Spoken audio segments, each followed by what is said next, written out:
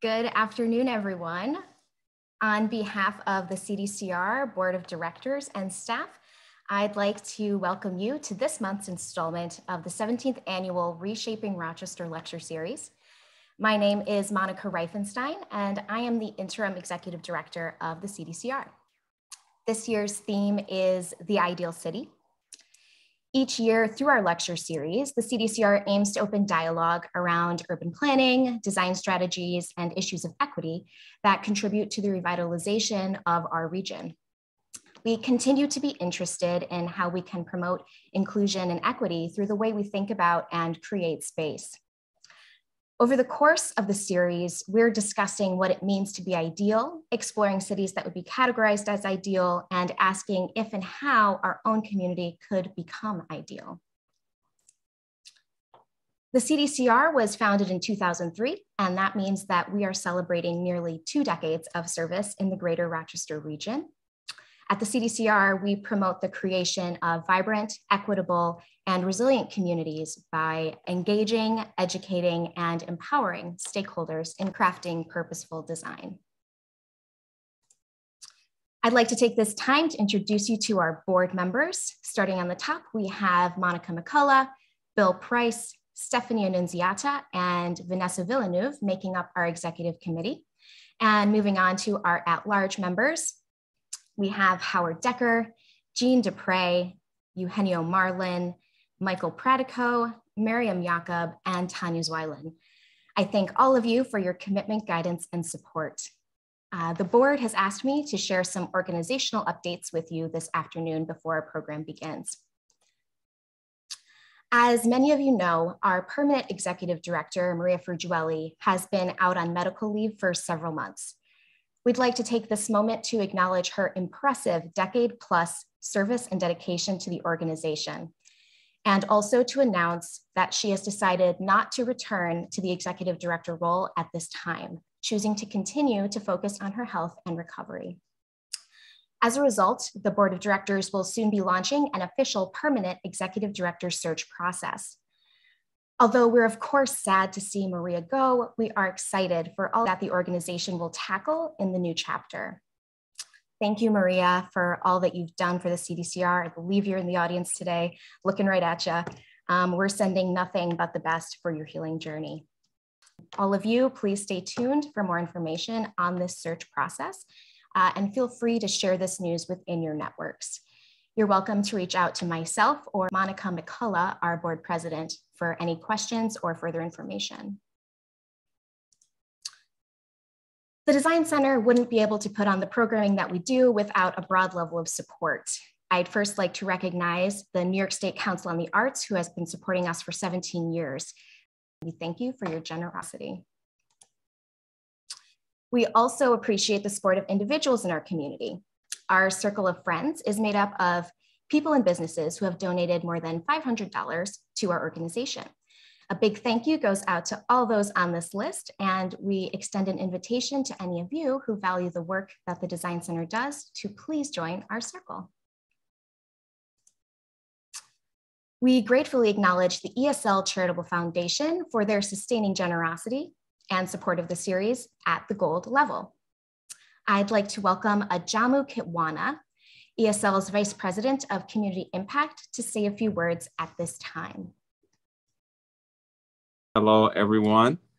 I am Ajamu Kitwana, Vice President of Community Impact at ESL. It's an honor for me to be with you this afternoon for another outstanding presentation in the Community Design Center's Reshaping Rochester Speaker Series with Dr. Andre Perry. Big thank you to Monika and the team at Community Design Center of Rochester for putting on such an important, thought-provoking, and inspiring series year after year. At ESL, our purpose is to help our community thrive and prosper. To live up to this purpose, we believe in reinvesting in the greater Rochester community to help build a healthy, resilient, and equitable community. Throughout greater Rochester, disparities in homeownership are clear. Black and Latino residents have homeownership rates less than half those of white residents. And consistent with Dr. Perry's research, the average value of homes owned by Black households in our region is just $78,000. That's 60% of the average value of homes owned by white households locally. As Greater Rochester's largest financial institution, we are committed to taking action that helps address these disparities and collaborating with organizations like the Community Design Center throughout the community that'll help lead us to progress together. In 2021, we launched the ESSO First-Time Homebuyer Grant for Black and Latino residents in Greater Rochester, which will provide up to $10,500 towards down payment and closing cost assistance to eligible participants. To date, we have approximately 100 participants enrolled in the program. You can find out more at ESL.org. We are building branches in the city of Rochester, with our newest one recently opening in the Edgerton neighborhood on Lake Avenue. And we are actively planning 2 more branches in the city. Additionally, we are investigating ways that we can conduct targeted neighborhood investments to support renters, home buyers, homeowners, and small businesses, an initiative that's in its early stages, but we look forward to implementing in the future. These actions are just a few examples of long-lasting commitments that we are making to ensure that we are truly helping to build equity in the community. Thank you again to the Community Design Center of Rochester for hosting the Reshaping Rochester series, to Dr. Andre Perry for what is sure to be an inspiring presentation this afternoon, and to all of you for attending and being committed to building a stronger, more equitable Greater Rochester for all. Thanks a lot for your time. Thank you, Ajamu. We really appreciate your support and collaboration and look forward to more in the future. We'd also like to acknowledge the RACF, the Rochester Area Community Foundation, for their support as a silver level sponsor this year, as well as the Community Preservation Corporation. Special thanks to them for being our event sponsor for today's program. They've also provided lots of support to us over the years. Very grateful. Special shout out to Rock Growth for offering some marketing support for this program. And we of course want to acknowledge the other event sponsors in our series, including RG&E, Hevron, Handlin Architects, Labella Associates, and Bergman. Thank you all for your generous support.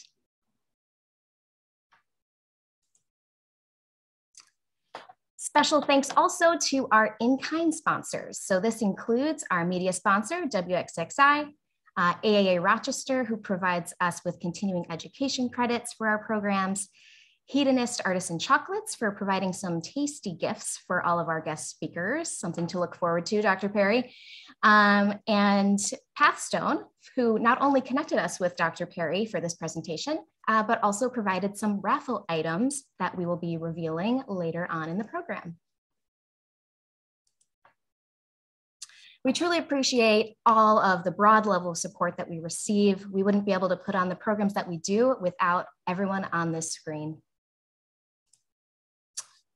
Special thanks to these folks. I'd be remiss if I didn't take this opportunity to recognize everyone behind the scenes who make our series possible. And that includes our lecture committee, whose names you can see up on your screen, as well as Trisha and Kelly at Marshall Partners. We've really enjoyed working with you this year.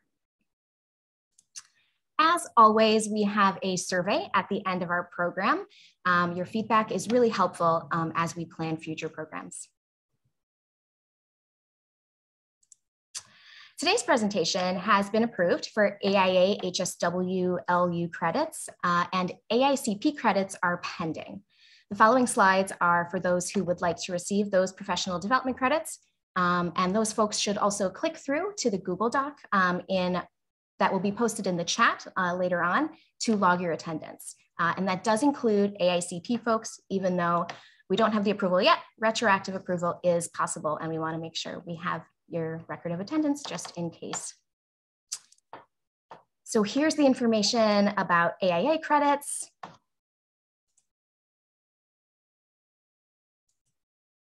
A brief description of the course content. learning objectives that will result from today's program.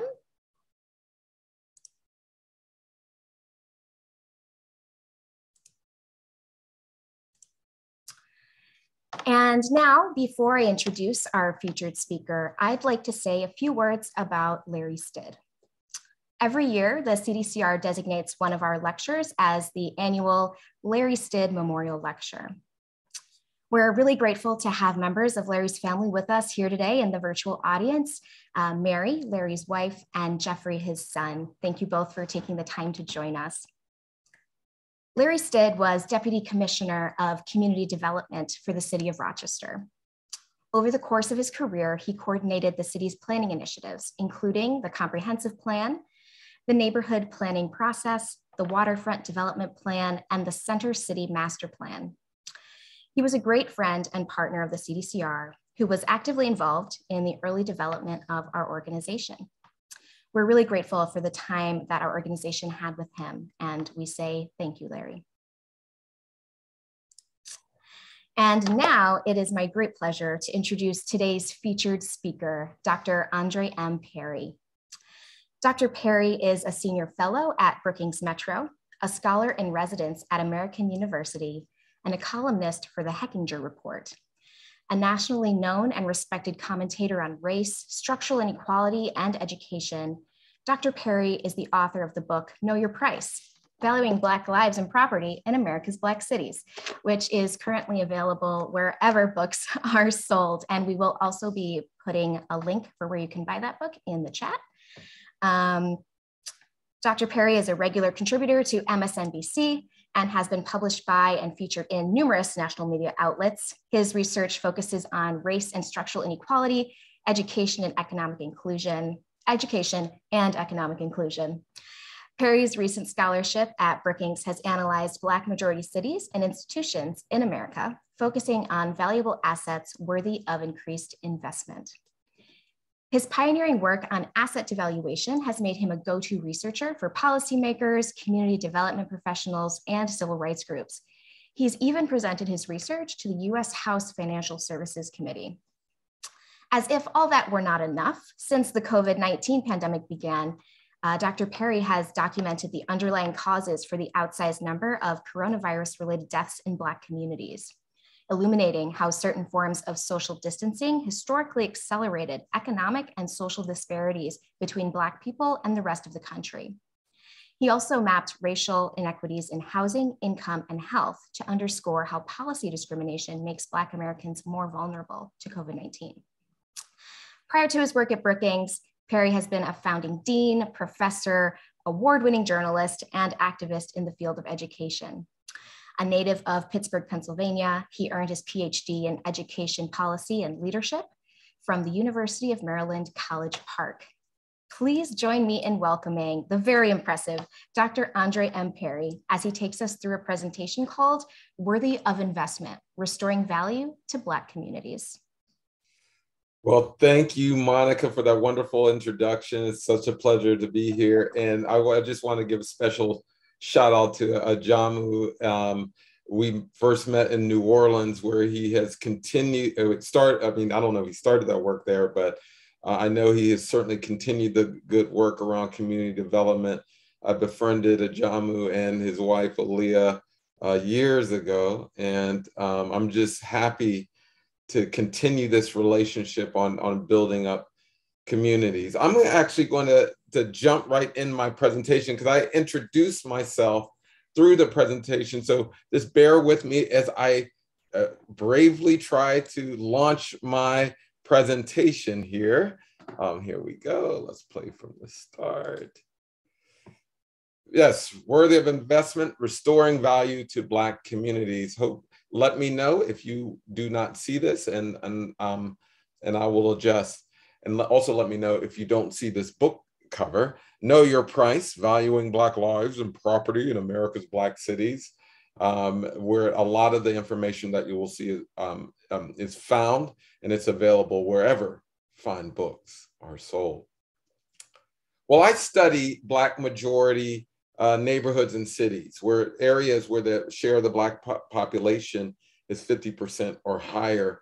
Obviously, there are too many neighborhoods to put on a map, but here you see the Black majority cities of the United States. There are a lot of them. There are more than 1,200 of them, and they're growing in number. And they run in size from as big as Detroit, but as small as towns and municipalities of a few hundred people. But I study the assets within each and every one of these dots, the homes, the businesses, the infrastructure. Because if we can figure out ways to invest in those assets, we can increase economic and social mobility within those places. But I'm going to start off by talking about homes, and I'm going to start off with my home. This is 1320 Hill Avenue, Wilkinsburg, Pennsylvania. Wilkinsburg is a small Black majority municipality surrounded by Pittsburgh on 3 sides. It's a town of about 17,000 people. But pictured here is an abandoned home. The roof is bowing, the foundation is cracking, it's boarded up.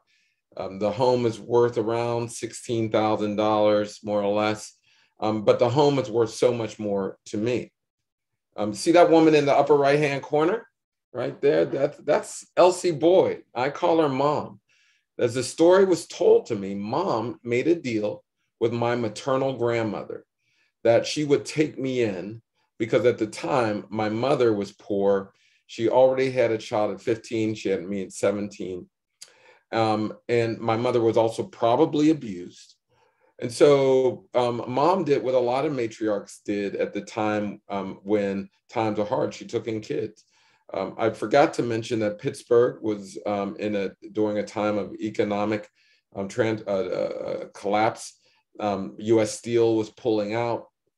And so it's a very difficult time. So she took in kids. And as you can see, she took in a lot of kids, Black kids, white kids, biracial children. From all over the area. One of the other reasons why she took us in was my father, who's pictured here. He was a heroin addict. He was in and out of prison. And again, he probably, looking at his track record, he probably abused my mother. Now, he was in and out of prison, and eventually he was murdered in prison in Jackson State Penitentiary, a facility right outside of Detroit. He was murdered the day before his 27th birthday. Now, I was told about his choices growing up that led to his death or his murder.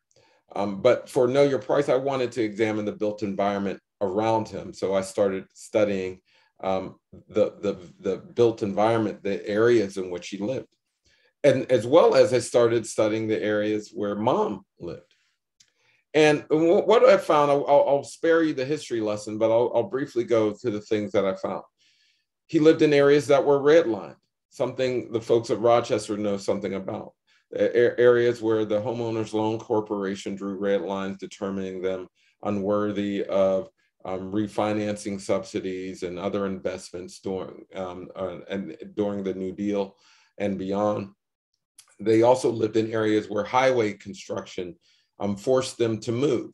My father, who was born in Detroit, moved to Pittsburgh partly because of that. My mom was in the Hill District originally of Pittsburgh, and she moved to the East End of Pittsburgh because they were building the Civic Arena and the highway system around it. They were around the areas of the unfulfilled promises of urban renewal, and predatory lending was all around them. They couldn't necessarily move because there were restrictive housing covenants where they lived. But I started looking at home prices on the current day situation and to see exactly the impacts of those things on the way on home values in current situations. And this chart here is a chart of home prices by zip code. On that x-axis, this is the percentage of the Black population in a neighborhood. And on the y-axis is indicated by the price of the top of the bar, in both Zillow and census data, using Zillow and census data, that's the average list price of homes in those neighborhoods. So you can see in areas where there's little to no Black people in it, the average list price is about $340,000. And as the concentration of the Black population increases, the prices decrease. And it's much so that in areas where the share of the Black population is 50% or higher, those prices are about half as much as those areas where there's no Black people, about $184,000. Now, a lot of people intuitively know this, but they'll say, that's because of education, that's because of crime. But those are things you can control for in a study. And that's what we did. We took that absolute price, but then we controlled for all the structural characteristics of homes. So we wanted to account for similar homes sizes, number of rooms, windows, all the physical manifestations of the home. But then we control for neighborhood amenities, things like education, crime, walkability, all those fancy Zillow metrics, because we wanted to really get an apples to apples comparison between the homes. And what we found pretty much astounds, that homes in Black neighborhoods are underpriced by $48,000 per home, about 23%. And cumulatively, there's about $156 billion in lost equity around the country. This is occurring all over the country. Wherever you see a magenta circle, that's where housing devaluation is occurring. Wherever you see a green circle, that's where homes in Black neighborhoods are priced higher than their mostly white counterparts. Again, but there are some, but the overarching trend is around devaluation across the country. In Rochester, New York, it's about a 13% difference, about $53,000 per home that we found. And then, and this ranges across the country. Lynchburg, Virginia had the highest, 81% difference. So I just want to get this straight. So if you helicoptered a home from a Black neighborhood and you placed it in a white one with similar social circumstances, it would increase in value by 81%. Again, Rochester, 65%, Jacksonville, 47%, Detroit, 37%. Again, there are places where home values are higher. Nashville, plus 10, Wichita Falls, plus 16, Boston, plus 23%. But I always got to remind people, Boston's no less racist than Rochester, but the home prices are higher. I'm just going to put this 156 billion in perspective, because this is a big number, but you got to put it in perspective. What is 156 billion? Well, 156 billion is the equivalent of 4 million Black-owned businesses based upon the average amount Black people use to start their firms.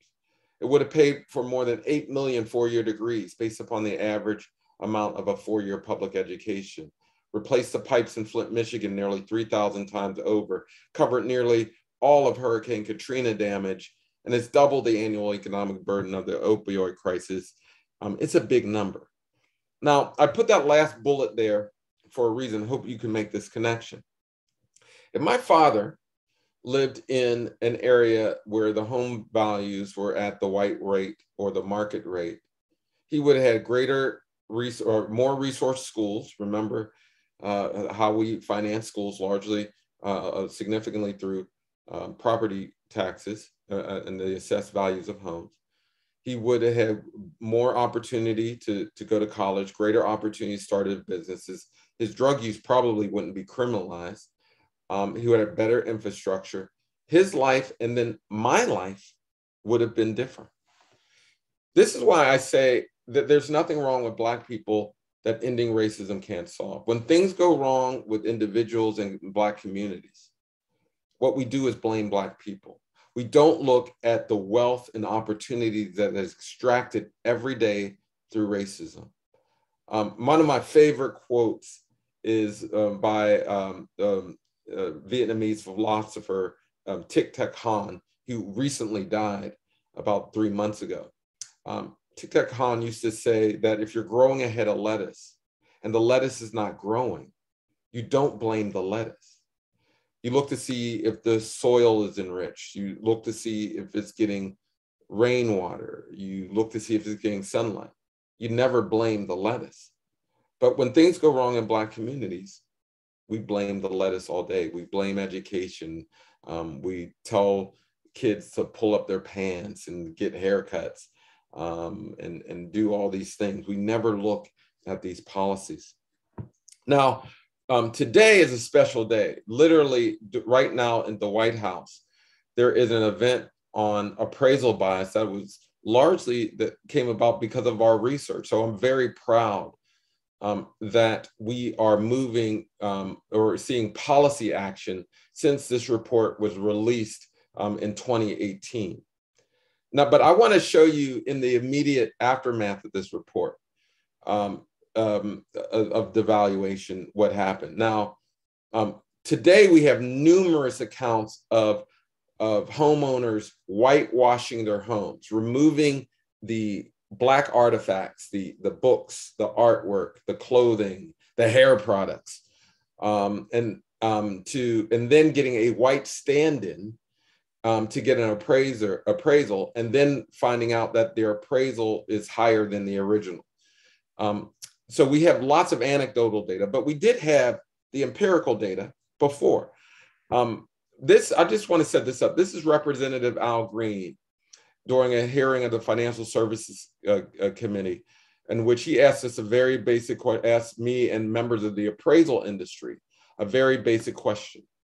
He asked us, do we feel that there's discrimination in the appraising of homes? Take a listen to this exchange and a look. If you think Black people are being discriminated when their property is being appraised, would you kindly raise your hand? One person on the panel. If you think that, for fear that I'm not communicating well, if you think that Black people are not being discriminated against when their property is being appraised, if you think they're not being discriminated against, kindly raise your hand. Okay, hands now, we're getting some consternation, I see. You know, now I play that not to shame people, well, maybe a little bit, just a little bit. But there is a disbelief in discrimination that I know is occurring in Rochester. That, again, we blame people for the state of affairs. Now we have, since this report has been released, Fannie and Freddie have both issued their own reports. Other researchers have done the same. But we are just reiterating what people have said all along, that they are not getting a fair shake when it comes to the American dream. And so I just want to put that out there, because if we're going to tackle this home ownership gap and this value gap, people got to acknowledge discrimination. It exists.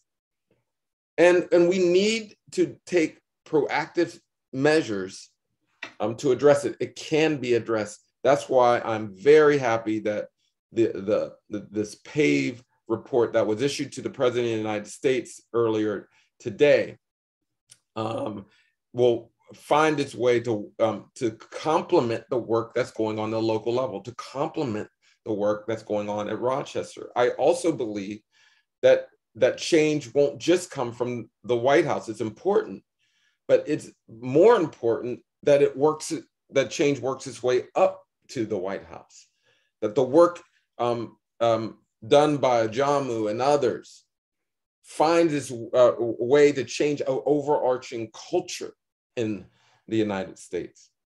Now, I'm just going to switch gears just a little bit, because this housing devaluation has an impact in other areas, on businesses, and I'll explain why. Now, most people start their businesses using the equity in their home. So what you see here is Black people represent about 14% of the population, but only 2% of the nation's employer firms with more than one employee.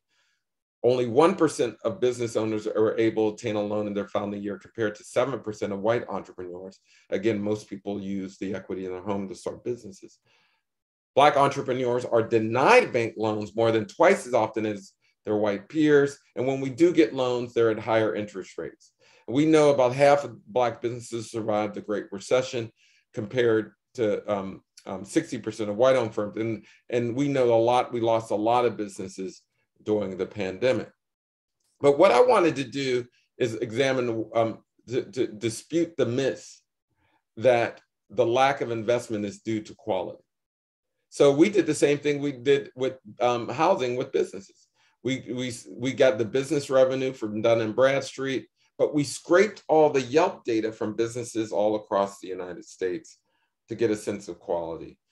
And again, we controlled for neighborhood conditions, spending power, education, and things like that. And what we found is that Black, brown, and Asian-owned businesses are actually rated higher than their white counterparts, but they get fewer stars as they are concentrated in Black neighborhoods. So let me explain. So see that magenta line? That's Black, brown, and Asian-owned firms. On the gray line, that's white firms. And here's the y-axis rate represents the Yelp rating. This x-axis represents the concentration or share of Black population. And so in every instance, Black and every type of community, Black, brown, and Asian-owned firms are rated higher than their white counterparts. But as you can see here, all scores go down. White businesses, majority Black, brown, and Asian businesses go down as they are situated in Black communities. So what you're seeing is the perception of the community driving down the quality of the business. That should not occur. I'll just skip a few things. This is really costing highly rated businesses a lot of money. It's costing upwards of $4 billion for businesses with 4 or more stars. And there's a reason for this, and our elders knew it. Our elders knew it. Our elders used to say all the time that our ice is just as cold. Our ice is just as cold, because they knew that if you don't frequent quality businesses in the hood, you distort the market in a way in which high quality businesses are then forced to compete with low quality businesses. You have less revenue in the neighborhood and you have less economic and community growth as a result. And so for me, I always draw upon this quote, our ice is just as cold, to remind people that our businesses are good.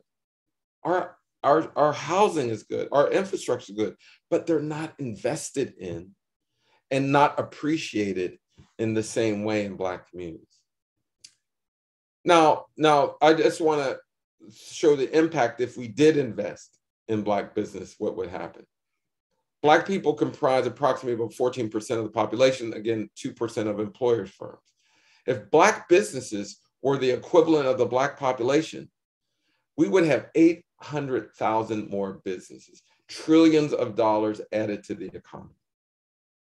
I'll just give you nationally what this looks like. The white population is about 75%, but there's 83% of the employer firms.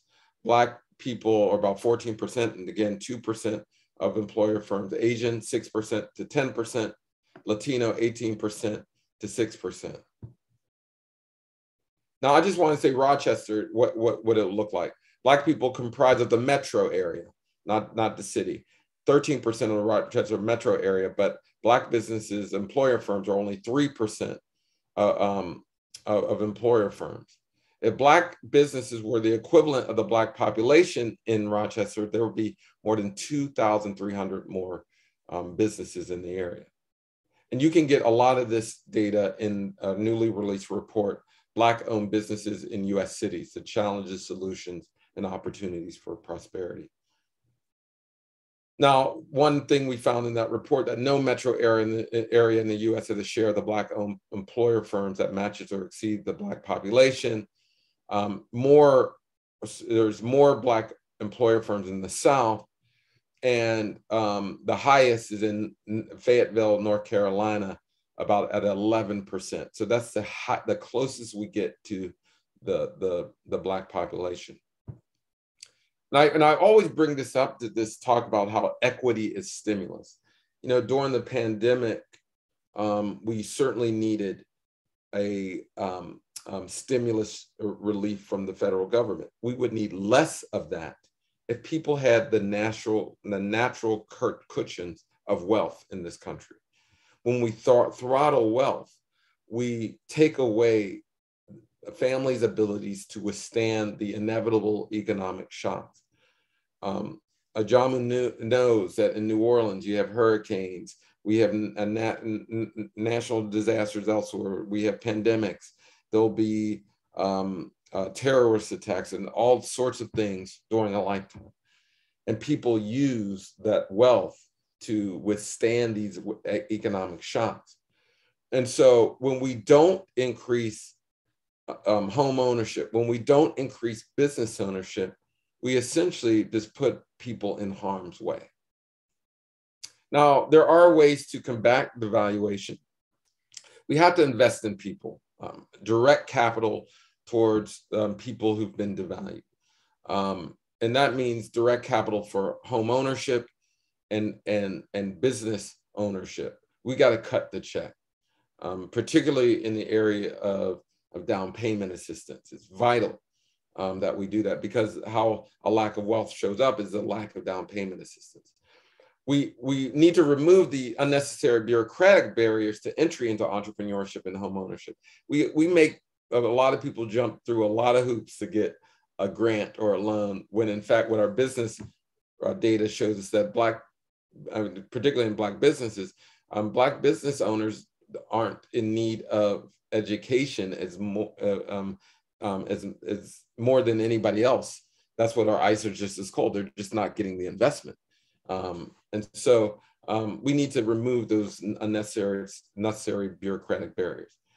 We also need, but we do need to invest in place. The reason why I put people first and not place, if you invest in place and not people, you will raise property values and people won't keep pace, and then they will ultimately be pushed out. That in general what happens with gentrification. But you do need to invest in places, because when you have less revenues in place, you have less development. So you need to make targeted infrastructure investments in neighborhoods. But we also need to invest in businesses siting themselves in Black neighborhoods. When I released the business report, I was so scared that people will read it and go, "Oh, I shouldn't have my business in a Black neighborhood." And I still have that worry. But if we create incentives for people to operate, we can also change perceptions with those investments. We need to remove, and also we need to divest from racism, remove policies that extract wealth. That's obvious. One of the reasons why I'm excited about this PAVE report is that we need alternatives to the price comparison model that's used in appraising. It's the practice when establishing value, compare one home to another in a neighborhood. Now, the problem with that model is that when you compare one home to another in a neighborhood that's been discriminated against, you effectively recycle discrimination over and over again. And we need to nip discrimination in the bud before it begins. Just as we score policies budgets against for potential impacts, we should score for racial equity as well. So I'm also involved in a lot of these initiatives to score for racial equity. And it's not enough to remove racist practices. We need to install ones that encourage inclusion. I'm just going to put a few other things directed to home ownership. I know you're working on a lot of different things in the Rochester community. We need to increase support for small dollar mortgage loan programs, and I believe things are going on in that area. We need to reduce uneven costs of mortgages for Black homeowners. We see certain varying interest rates and closing fees that differ for Black homeowners and home buyers. We need to extend credit and down payment assistance to borrowers. I've mentioned that earlier. The lack of wealth really shows up in the lack of down payment. And we need to continue to work against financial redlining and steering by real estate agents. It's still going on. No one will admit it, but we know it's true. We need to adopt new credit scoring practices. As a result, credit scoring is really a reflection of discrimination more so than people's ability to pay. We see the data that people are paying rent and utilities and other things on time, but they don't necessarily have the assets to actually turn into down payment assistance or into higher credit scores. We do also need to increase diversity in the appraisal profession. Appraisers are 90% white, 75% male. So clearly we need work done there as well as other areas. And then continue stimulus relief efforts for homeowners and buyers in the wake of the COVID pandemic. Again, and you should also buy my book, Know Your Price, Valuing Black Lives and Property in America's Black City. Again, available wherever fine books are sold. I understand you're going to put those in the chat, that where you can purchase those in the chat. But I just want to close out before we get into question and answer session with why I said I named the book Know Your Price. It comes from my favorite play in the whole wide world, Two Trains Running. In that play, the main character, Memphis, is about to have his property seized through eminent domain by the city of Pittsburgh. And the main character, Memphis, main character, Memphis, is offered $15,000 for his property, to which he replies, "No, I'm not selling my property for $15,000. I know my price. I got my price." I'm paraphrasing, but it's a refrain that's said throughout the play. I got my price. I know my price. There's another character, Hambone, who agrees to paint a fence for a proprietor in exchange for a ham. Hambone paints the fence, but he never gets his ham. And throughout the play, he goes, "Give me my ham, give me my ham, give me my ham." And we don't know if he had mental illness, some type of mental illness before he paints the fence, but he actually goes mad and dies demanding his ham. There is a happy ending. I know whenever I tell that, people go, "Damn, that's a sad ending." Well, the main character, Memphis, gets $35,000 for his property, and it's assumed he's getting the market rate or the white rate. The moral of the story is you got to know you have worth and you got to fight for it. What I try to do with Know Your Price is give people the price to stand on. But I don't want people to go mad or die demanding their price. So I've been really figuring out ways to work with communities to say, don't go in this alone. We're a community of people who can work together to remove the racist practices and policies, to remove this architecture of inequality that exists. But it's going to take a lot of work. It's going to take a lot of effort from a lot of people. And so I'm thankful that 100 people could join us today. And I'm looking forward to this conversation. I understand, I think Bill Price is going to join me on this virtual stage, but thank you very much for having me, Rochester.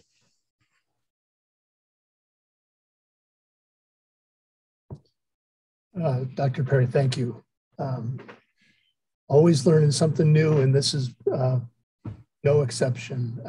Thank you for the research that you're doing and the awareness that you're bringing to the topic. It really seems like no sooner do we really start to come to grasp with the policies of the past 60, 70 years, maybe even longer, of redlining and what that ultimately meant in the way of federal financial policies, and how a lot of the inner ring or even all of our suburban communities are actually shaped and what they physically look like. That the physical places are in fact a manifestation of federal policy and discriminatory or exclusive or exclusionary zoning policies.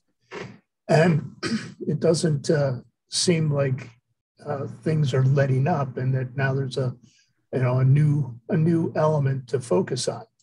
If I could just ask you, some of what we know at the Community Design Center, we try to take a look at these topics from the lens of planners and of architects and engineers and landscape architects. And we've really tried, at least in our own board and in our interaction with the community, is to broaden the perspective of people that we're reaching out to, and the disciplines that are on our own board, because it's not just architects and planners and engineers that make a community.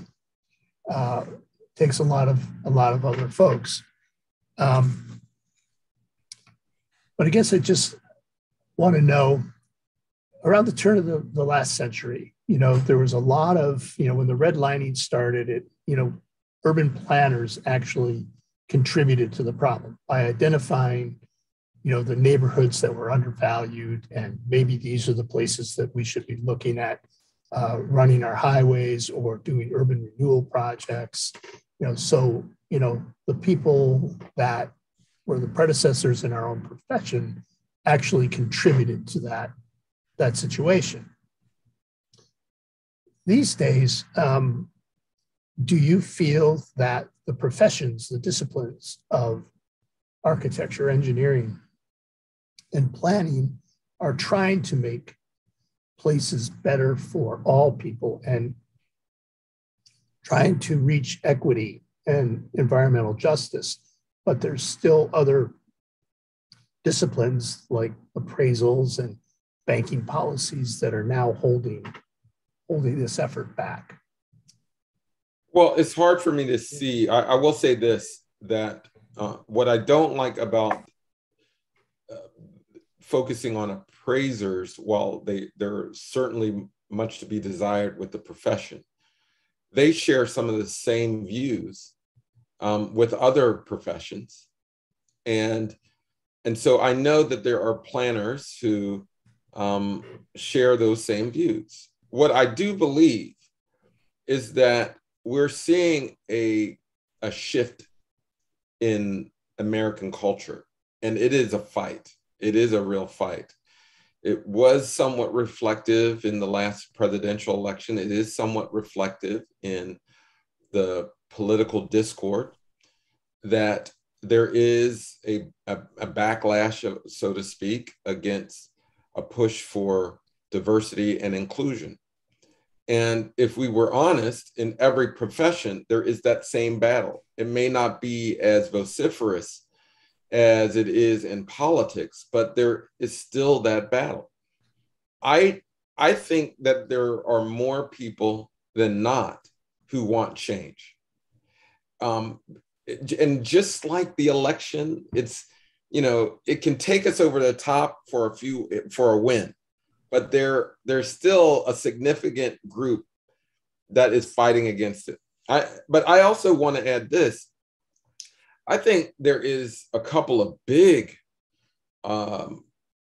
issues in American culture that will mitigate the work of planners and architects, regardless of their intentions. Like single family zoning ordinances, it is hard to really do anything when you have such a belief in them that throttles any kind of planning that is inclusive in nature. I mean, it is this, and we try to figure out new and interesting ways to do all these innovative, build these innovative structures, but it's surrounded in a context that really precludes any kind of significant change. And so I think that, again, I think there's more people than not working towards progress.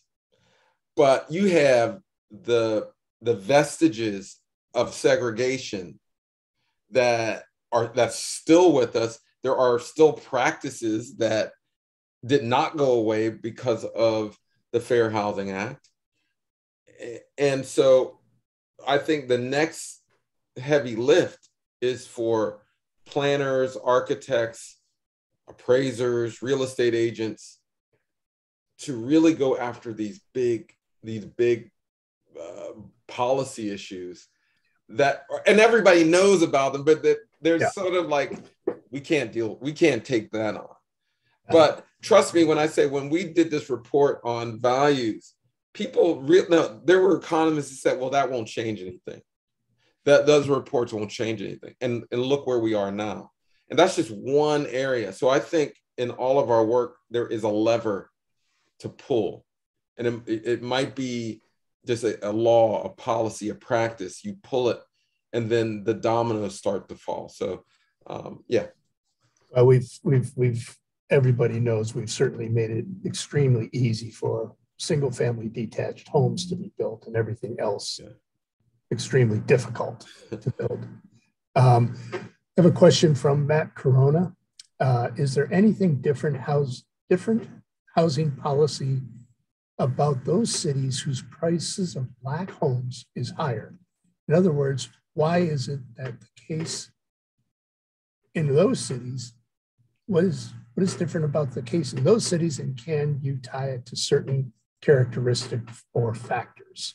Yeah, there's one state that I'm not sure if the data is accurate. It's really because of the, and I'm talking about Florida. There's a lot of green in Florida, but there's a lot of retirement homes that might be muddling up the data. But in the other places, we see that there is generally higher rates of home ownership. There are anchor Black institutions around them that drives employment and benefits that supports home ownership. So I'll give you an example. Nashville, you have Meharry Medical College, a Black medical school. You have Fisk University.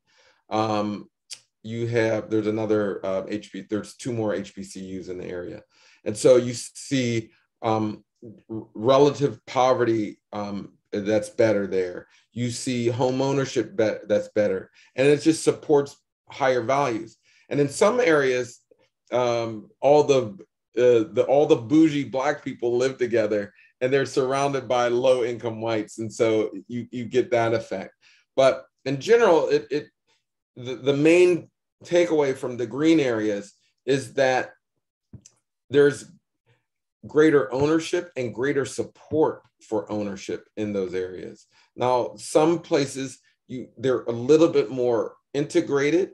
So there's still Black majority, but they're a little bit more integrated. And so what makes sense, white people will drive up value. But for the most part, I think they're the combination of just good supports in an area that drive up values. Doctor, let's see, we have Mark Fling, who's joined us, asks, what top 3 things can residents take action on that will be most effective in increasing our value? I think this is, so without saying, because a lot of people take away from this that, education, crime, all those things don't matter. They do matter. It's just that even when you raise those things, you still have a value gap. And so certainly I want to see better schools. I want to see better infrastructure and all these different things. I mean, every neighborhood deserves a main street with quality businesses on it. So that's what's necessary. But what will require, what I think is really impactful, we need to figure out ways to get capital in areas where there's devaluation. So when there's devaluation, you have less money to put towards remediating a roof or starting a business or beautifying a neighborhood. And so that means if there's devaluation, we need to find out ways to have microloans and micro grants to homeowners. We need to have down payment assistance. We need to figure out ways to reduce closing costs. And so that additional money will go towards amplifying or animating the assets in the neighborhood. So in addition, I do think that we need to figure out ways to target devalued neighborhoods to invest in the places as well. So It might be beautification projects. It might be something, again, to animate the current assets there.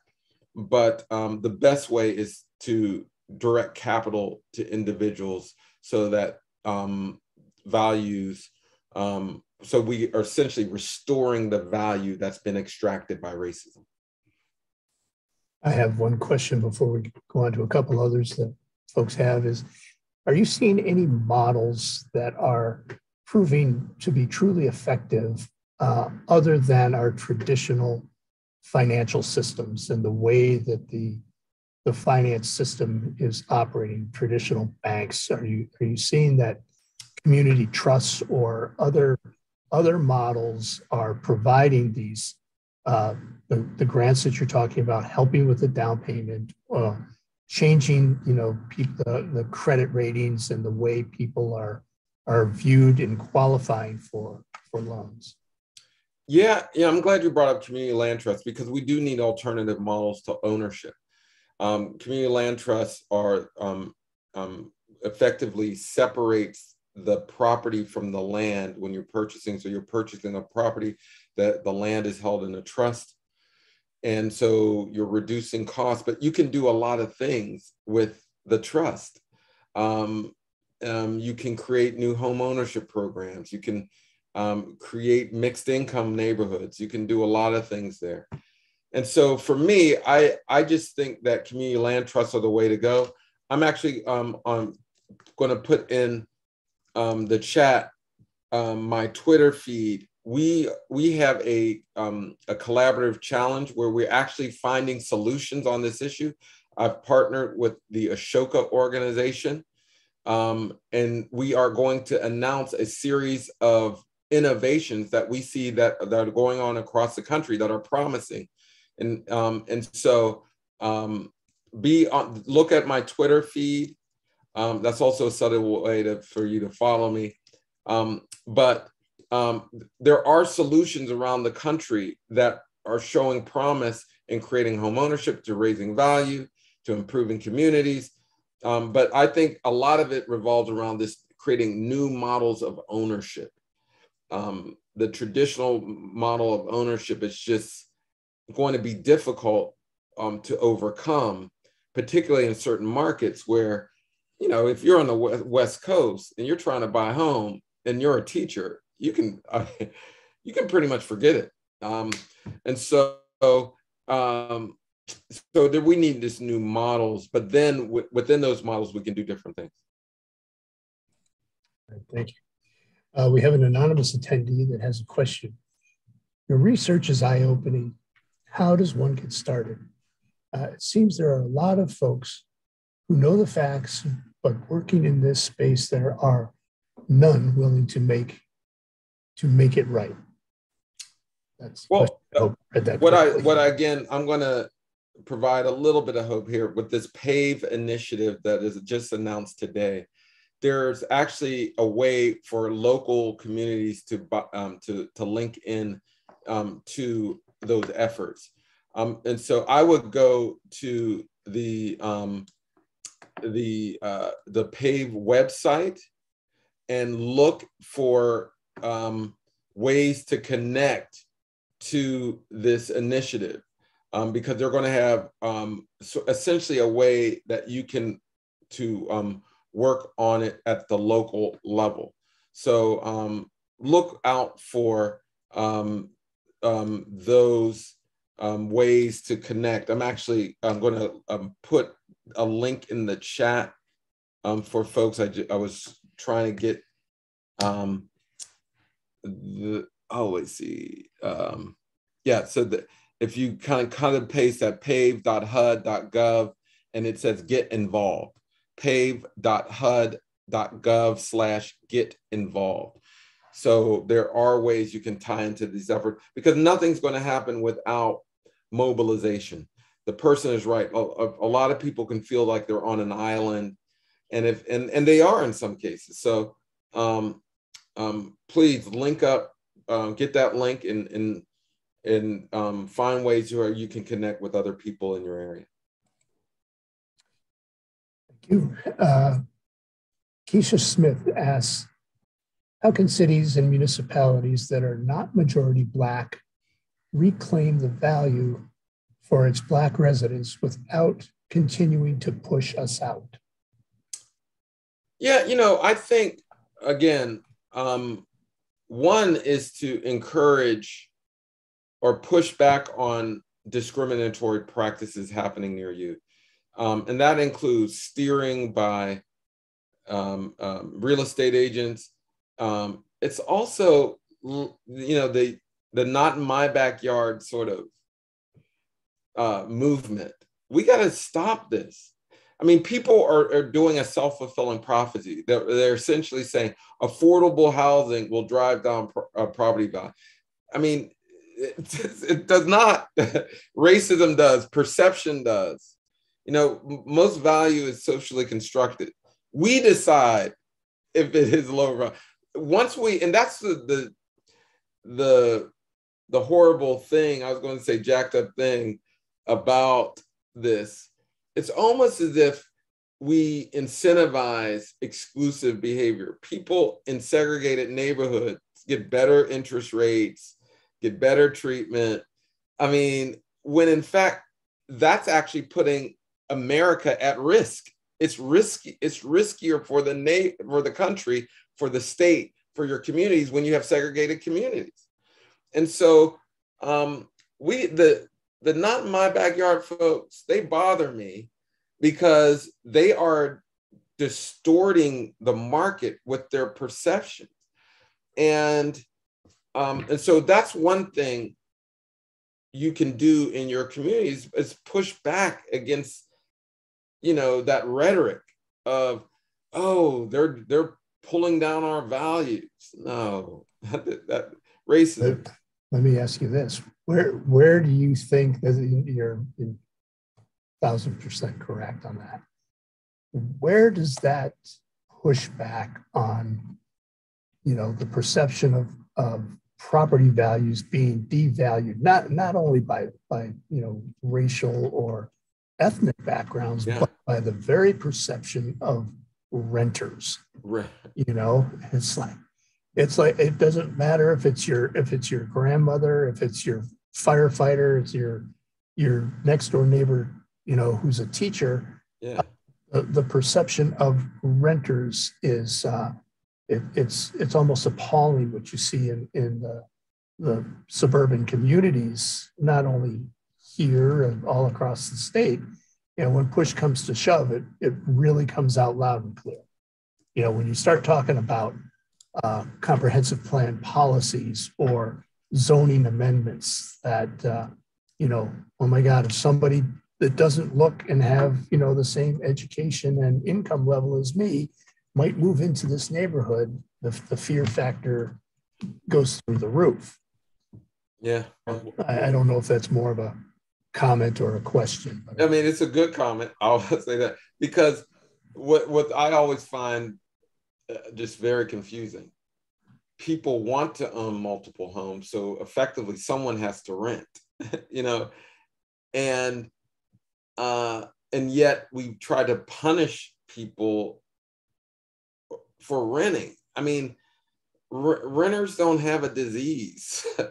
It's actually, in some situations, it's better to rent. I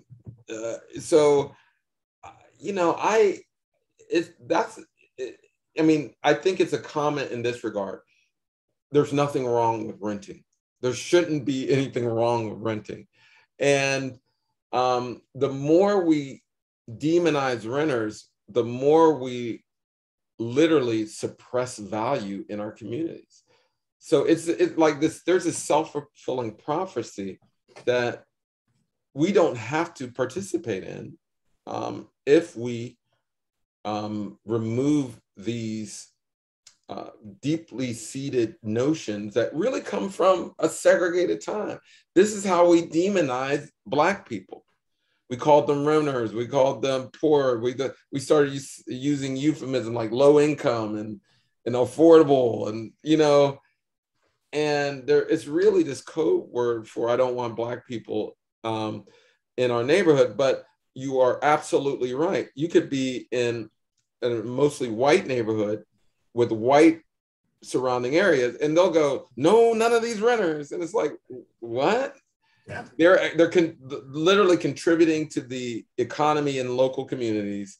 You know, they're part of the society, and we're trying to demonize them at the same time. It doesn't make any sense. Well, it's, you know, we've got problems, you know, when you even take this to a sustainability point, yes, economic and even energy and climate change. You know, we're still encouraging people to travel or to commute out to their job, and the people that work in our communities to commute in. That's right. So we've got a vast disparity in that way. Again, because of this perception of what renters are and what they mean to the value of single family housing. Let me move on to another question. This is from an anonymous attendee. It's, do you think it is possible for people of color can maneuver around the housing system to make a change, or does it have to be done within the current system? I mean, I think the system should work for everyone. And remember, I always, because people are always looking for alternatives, and I always go, well, Black people are taxpayers, Latinos are taxpayers. Like, we deserve the system to work for us. And the goal should be to remove the drags of racism and other isms from our markets, because if we do that, the market gets stronger. And so for me, there are workarounds in a weird way, like the appraisal issue where people are getting or whitewashing their homes and getting white stand-ins. That's kind of a workaround. And the reason why I brought that up, people shouldn't have to do that dignity stripping action to get a fair appraisal. They should just get a fair appraisal. Technology can maybe help, but again, garbage in, garbage out. If you have, I mean, the same the biases that appraisers have, programmers have. So you can get the same kind of effect. So for me, I want the market to work for everyone. And that's why I think it's necessary to really have better enforcement in the real estate industry. You know, at some point, we got to hold people and firms accountable for these actions. And again, it's not just appraisers. There are other industries doing similar functions, and we need to hold people accountable, because it's theft. When you're talking about $48,000 per home, and you know, and it's higher in Rochester, that's theft. If somebody just took $40,000, $50,000, $60,000 for you, you would be calling the police. But there's no equivalent in the housing, and so we do need to hold people accountable and remove the drags of racism from our markets. Doctor, I have a question from Juliet Cummings, and I want to follow up her question with an observation that hopefully you can answer both or address both. Juliet Cummings asks, one problem is investors who purchase homes in these communities and do absolutely nothing to keep the property up. They don't even encourage tenants to maintain the properties, and she believes that the tenants would maintain the properties. Actually, why don't you go ahead and answer that one? Yeah, I completely agree with that. We see investors coming in, purchasing properties, and at a large scale and at a small scale, and really just not investing in those properties. So again, that's an area of accountability that we just have to hold folks accountable. One thing that was made clear about the rent moratoriums, that we don't have a database, a national database on who's a landlord and who's a renter. I mean, it varies from county to county. how we account for that. But if we can get a database, we can actually start to get a sense of who's a good landlord and who's a good renter, and start to take action. But right now, it's like it's like a wild, wild west scenario. You just don't know who's doing what, really, and who's of quality. We should have some rating system. And if you fall short, I mean, and there are some laws on the books in many places, but they're just not enforced. So for me, we do need some kind of comprehensive database to say, hey, here are quality providers, and here are the folks that are taking advantage of renters. So there's one thing that seems to be going on in the market, and I'm sure you're very, very well aware of it. And it was kind of the basis of a story on 60 Minutes this past weekend, where we're clearly in a situation where housing values are kind of going through the roof. We've got the people with no inspection, they're purchasing with cash, they're waiving all kinds of conditions, and housing pricing just seems across the country to be going up. Where there's large firms coming in and just buying up housing and renting it out, and it seems to correspond to our Sunbelt areas and a lot of the same communities that you highlighted in your work, in your research. Yeah. What is this current phenomena of housing pricing and the shortage of housing? I think they mentioned that there's a 4 million housing unit deficit nationwide, and that may be high, that may be low, but how do you see that affecting what's happening in your research? Well, the Black people and brown people are missing this wealth generation event. I mean, when you have lower home ownership rates, when you have lower value, you get lower returns. And it's sad because you don't get many periods of this kind of extended lower interest rates. The Feds raised them, so there'll be this less capacity to gain wealth as a result. And so it's sad. That's why the federal government has to do what it did during the Depression, and it helped create new homeowners with new home ownership programs. But it'll be a tough hurdle to do it by race. We should do it by wealth. If you have low wealth, if your grandfather didn't own a home, for instance, it generally means you're less likely to own a home. And so if you're low to moderate wealth, and that would require some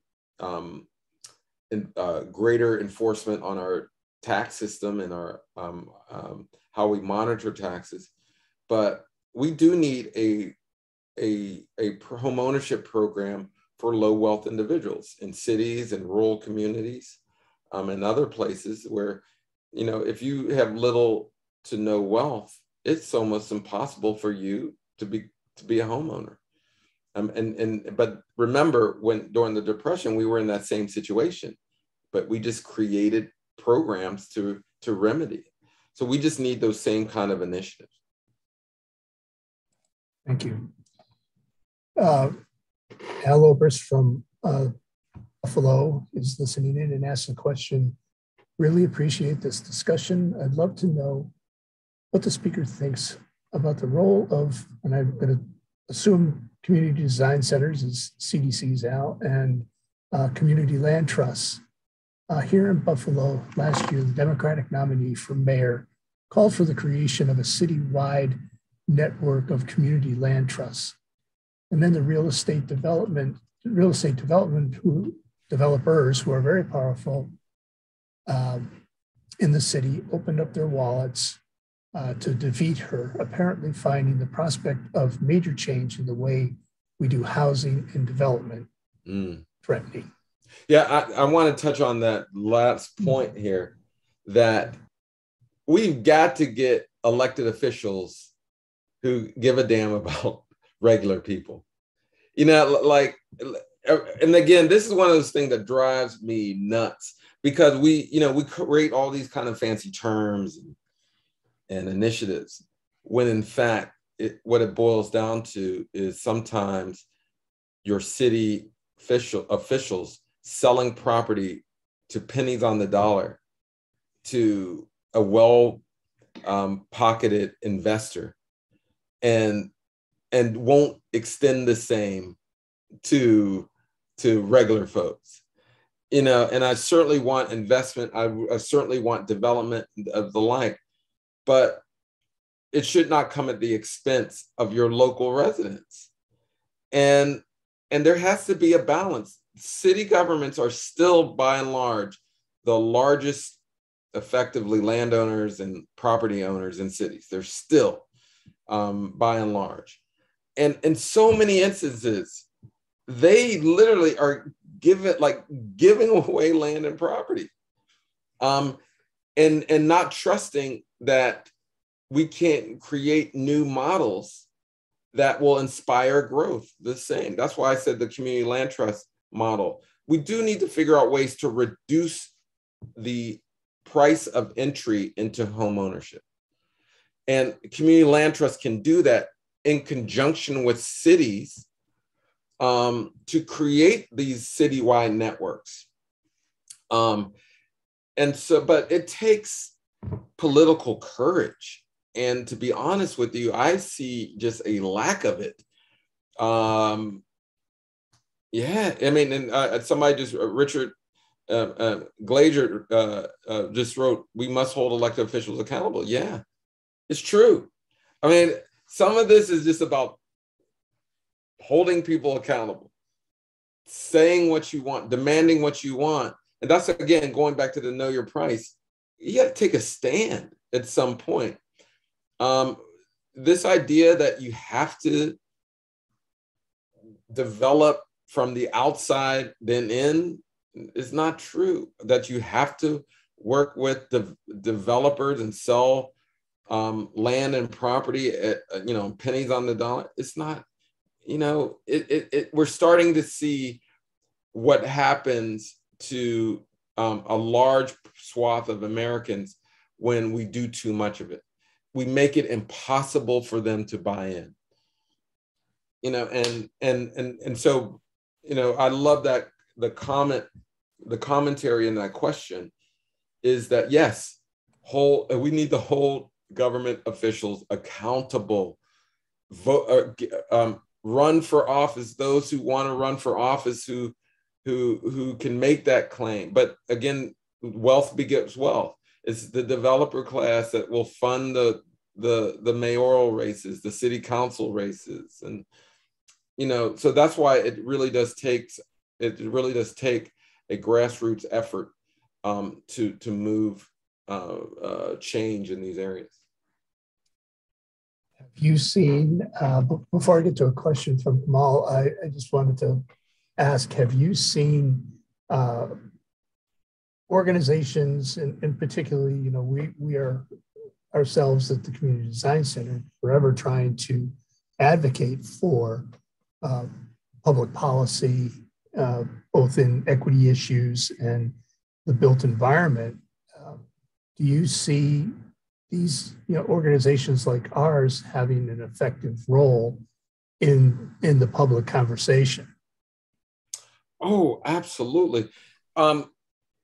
We are individuals, yes, but we're more powerful in groups. And our organizations are not just for like professional or technical development. They're also used, politically speaking, to empower communities and others. And it will take the CDC and other community groups to rally together to create the kinds of change we want. It won't occur because an individual is charismatic or as handsome as me. It's not, I was joking.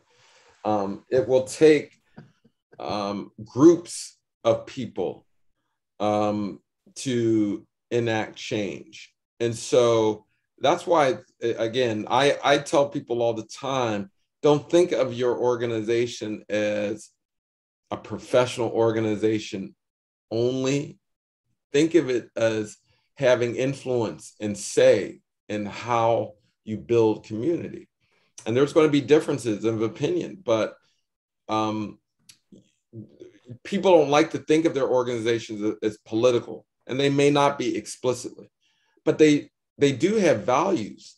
You're not a valueless organization. You should fight for what's right, and it not being considered partisan, I should say. You know, so for me, it's about exerting the power of the collective with using your organization. Thank you. I'll get back to Kamal's question, which is New York State offers mortgage assistance and individuals that receive this mortgage assistance are unable to purchase homes with how competitive the housing market is. Yeah. What can these types of programs include outside of down payment assistance to be more competitive in this hot competitive market? Yeah, that's why I said it's about cutting the check. To compete in this market, you just need more resources. And when you have low wealth, it's not just about down payment assistance and how much you get paid. It's about your benefits. And that's why many of the racial justice movements and social movements have to work together. We need better labor markets. We need better housing markets. We need for city governments to provide the kind of benefits and in some cases workforce housing to enable their employees to be homeowners. So it's going to take a constellation of people and organizations and systems working together in order to get the kind of change we want. Thank you. We have about 5 minutes left, and I know Monika probably has some wrap-up details. Let me ask this question from an anonymous attendee. It says, I have experienced an increase in the lack of care and pride of renters in their environment. How can this pride in renting be increased, which would assist in increasing more diverse communities? I'm always mixed on this because I see many renters doing everything in their capacity to love their community, and I don't see it reciprocated often. But I always work with the question that, and accept it as true. But I think this is more about the larger perception of renters. When we value renters, we'll get the same in return. Overall, we don't value renters. We don't see them as having pride. We don't see them as protecting their investment. And quite frankly, renting isn't an investment. Generally, all the equity goes to the landlord. And so if we had a way to actually build some equity and into renters, I think you would see change. So I think that pride must be reciprocated. And so when that happens, you'll see the kind of attitudes you want. I think we see a little bit of irony in the question and the observations, and everybody's observations are a little different. What we find in some of the suburban communities that are higher density of white, highly educated, we actually find that the home where, and this is from our building inspectors or our code enforcement officers, find that the single family ownership model, they find more problems with property maintenance and upkeep with those individuals than they do with rental properties. That rental properties tend to respond quicker to any kind of violation notice. So the experience is different with everybody. And let me just add to that. Man, there is in many suburbs just a collapse of, you know, I mean, you see housing stock just plummeting. Job markets and other factors have led to a decline in many neighborhoods. So we need to stop demonizing renters, because I see some of the same problems with homeowners in communities as well. Dr. Perry, I want to, on behalf of the board, thank you very much. Very, very enlightening, and we wish you all the best with continued research that you're doing, and thank you for everything you are doing. And Bill, I will say thank you for the questions. They're very great questions, and hopefully we can do this in the future in person. It would be great. That would be great. We'll look forward to that. There are a few folks here who do have questions. We'll see if we can get some responses. I do need to turn it back over to Monika at this point. Thank you so much. Yes.